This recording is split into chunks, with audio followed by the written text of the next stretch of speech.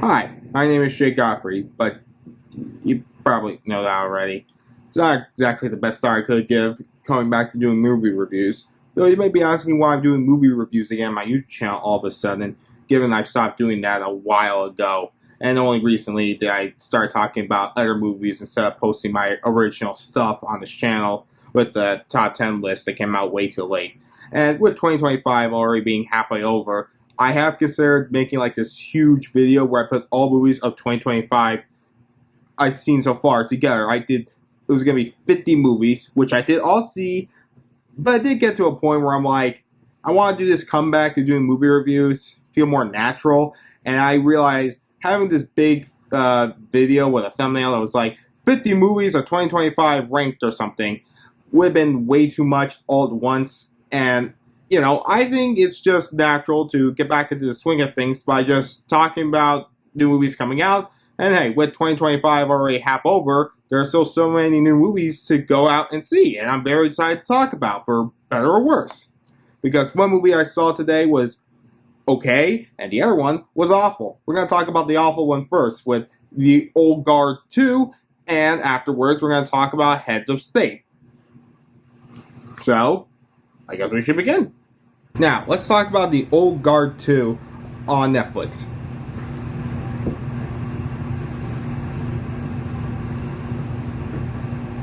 Oh yeah, there's a movie I have to talk about. So yeah, after 5 years of waiting for a sequel to The Old Guard, most fans had to remind themselves what The Old Guard even was. I joke, since I remember liking it fine or thinking it was good, but to be blunt, I just don't remember much about it, other than many ideas it introduces for a movie that had its highs and lows, but 5 years later, not much stuck compared to movies I've seen longer than 5 years ago. I like the cast, and that movie had the actor who played Dudley as the villain, but other than that, I guess not much stuck with me. From what I remember going in, Charlize Theron stars as Andy / Andromache as Andy, as the leader of a group of immortal warriors who defend Earth in secret, and the plot of that movie introduced the first new immortal in centuries, Nile, played by KiKi Layne, and sets up Andy's backstory, which is, quote, further explored here, about her no longer being immortal, one of the group betraying them, two of the immortals are lovers, and Chiwetel Ejiofor was in the movie, I think, because he's in this one.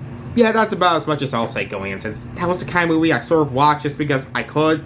And to be frank, that's the feeling I got from this movie. The type of movie I watch because I can, and not much else. Now, the movie is written by the first movie's writer, who wrote the comic along with Leandro Fernandez, Greg Rucka, and with the new director of the quote franchise, Victoria Mahoney, comes the next chapter, what might be many in The Old Guard. Okay, the sequel picks up months later, with the Immortals still saving the world, but secrets are revealed to the audience, and in time, the other members, maybe, that could cause everything built to fall, because it turns out Andy isn't the first Immortal, but it's said Uma Thurman as Discord. Yes, her name's Discord, who wants to do evil things and finds Andy's old friend, now enemy Quinn, played by Veronica Nico, her backstory is she was put in an Iron Maiden for centuries and wants revenge on everyone, including Andy, for giving up on her. It also turns out the reason Andy is no longer immortal is part of a prophecy. I mean, this is a group of secret immortals. I don't really know how a prophecy was, whatever. And somehow Thurman will use this to do evil things because, frankly, this movie is awful. Look, I just didn't care. This movie felt like a literal autopilot more than anything else this year I can think of. It's only 95 minutes long, even though it feels like it could be wrapped up with 20 or 30 more minutes, but franchise. Okay, to be more clear what I'm complaining about, this movie it barely makes me care about what's going on because the characters are just so empty feeling. Like, they all just have secrets they can't tell each other for the sake of conflict and plot rather than any reason other than maybe whichever character kept in touch with Booker.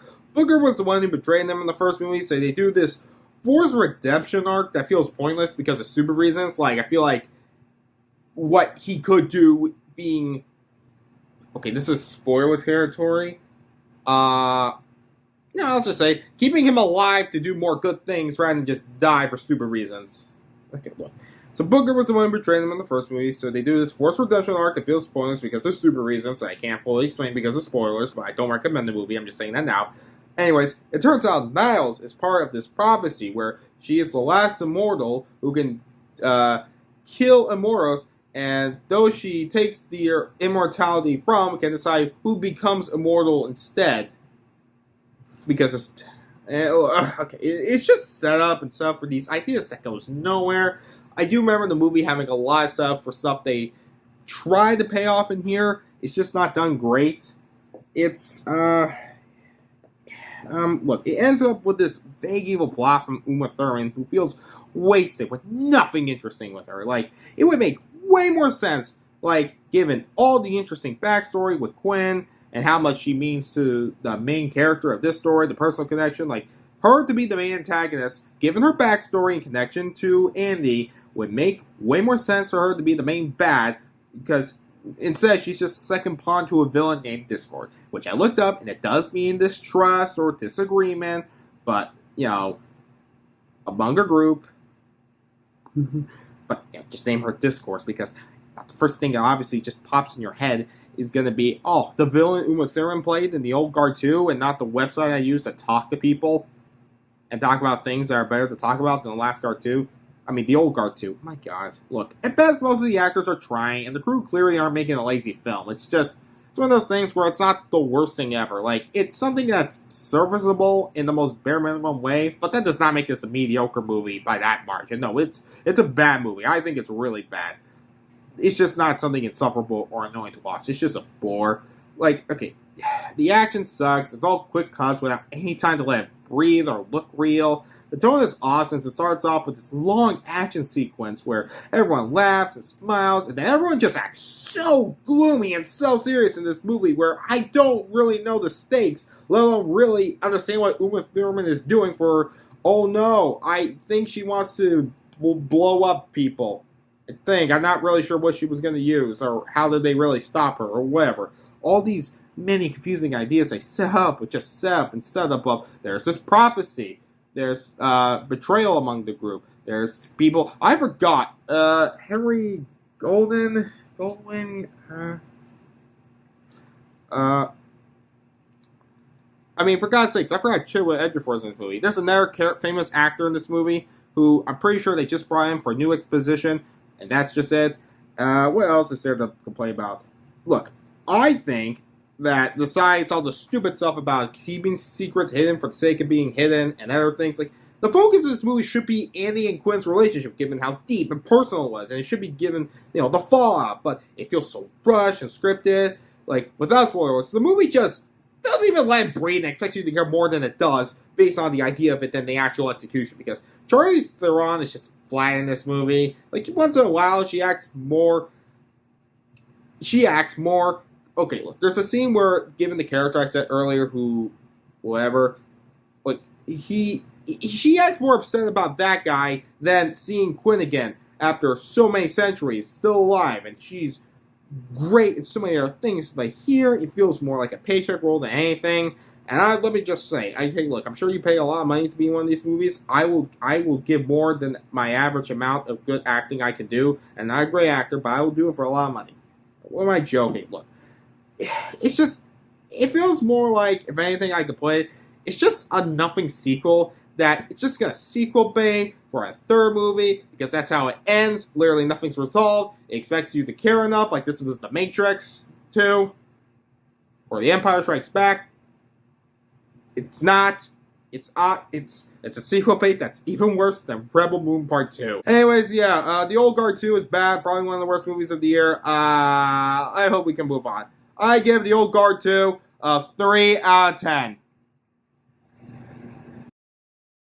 Heads of State on Amazon Prime. Well, you know, if I could say anything, dumb fun is subjective, because some people say it's about turning your brain off, and others call it an excuse. Look, to me, the best type of movies can move you to tears and make you look at real life differently. The way not only the best of cinema is shot and how beautiful it looks, but what makes you feel, the way it's written, with the characters being deep and complex. And Head of State is not that type of movie. But, and maybe it's because I watched an awful action movie prior to The Old Guard 2, that it made me like this way more than I should. Well, not really. Sort of.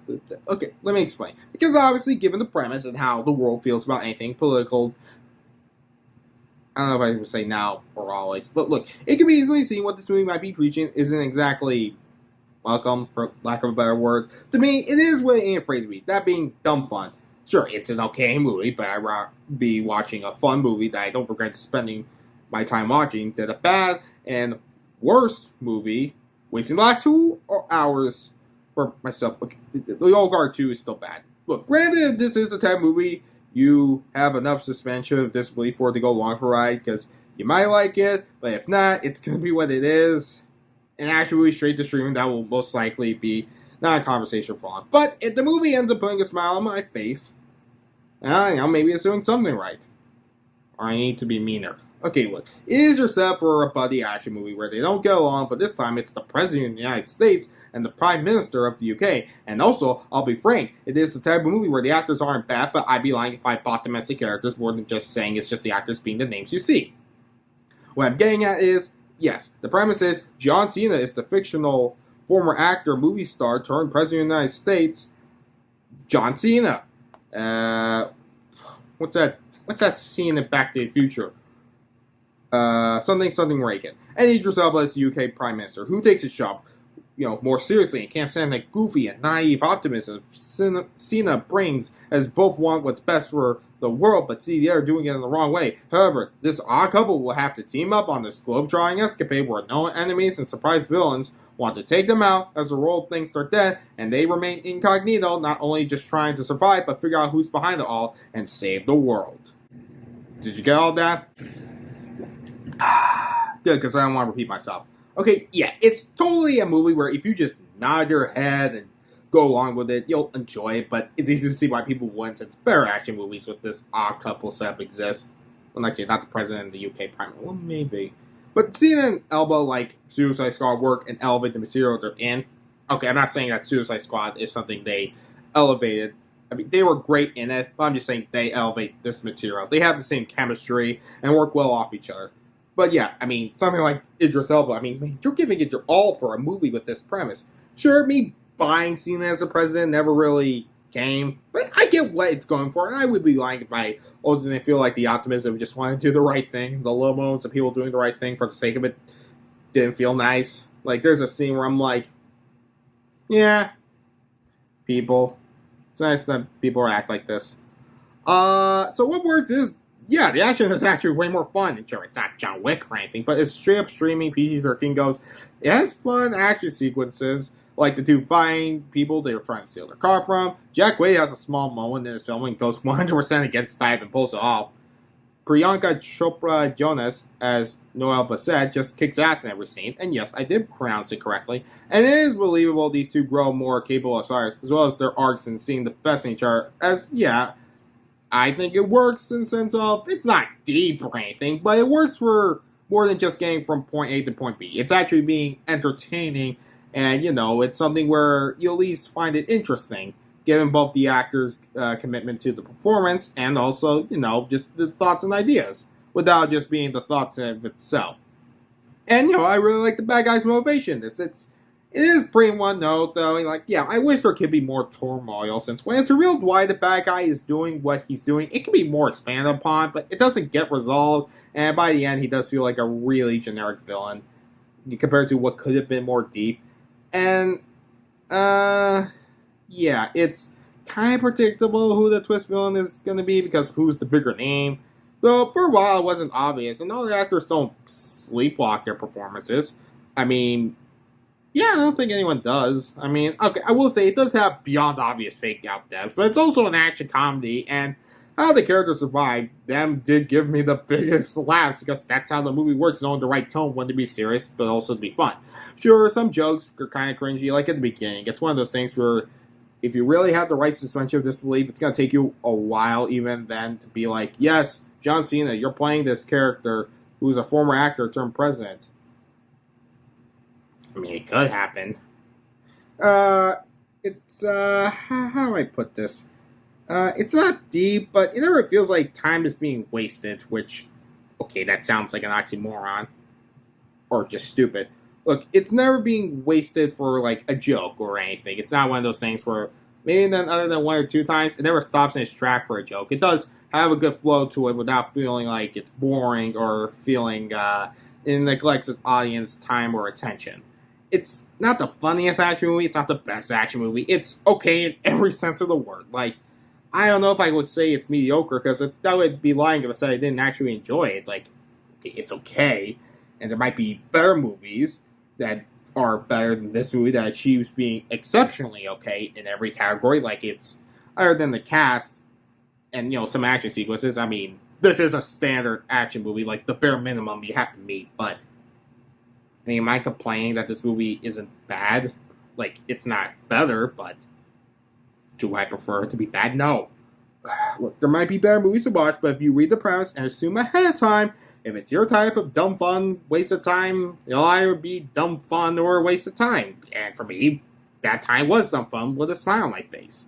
It helps if it's on Amazon, okay? And look, I'm not saying okay, I do think it's regardless of where it comes from, the movie quality should speak for itself. But I mean, sure, if I saw this on the big screen, maybe I'd be more critical. But this is the type of movie it can't fault doing its job. It's entertaining its audience for a movie night they can laugh and be entertained by without feeling dumb for watching it themselves. It is dumb fun, but it never talks down to its audience. And it does have a good momentum where, hey, these are likable people in fun scenarios, and, it was okay. Feels weird in a way saying it's just okay, like either it's patronizing or I'm just being nice, but I mean, I enjoyed the time I had, and it ended with me a smile on my face. So, that being said, I give Heads of State a 6 out of 10. Thanks for watching, and hopefully I'll get to do more movie reviews when the time comes. And hopefully, this won't be a fluke for doing more of these.